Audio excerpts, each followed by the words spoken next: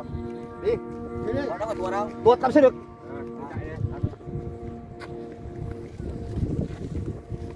Đúng mẫu thiết kế của tôi đấy.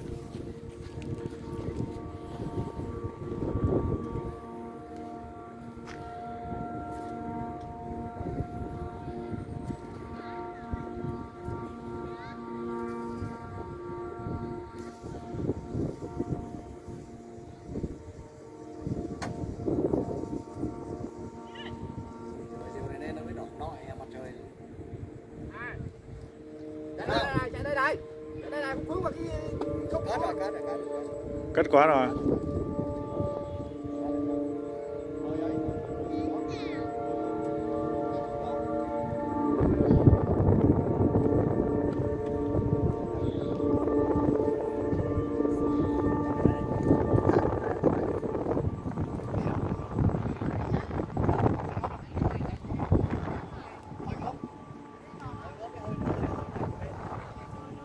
Không.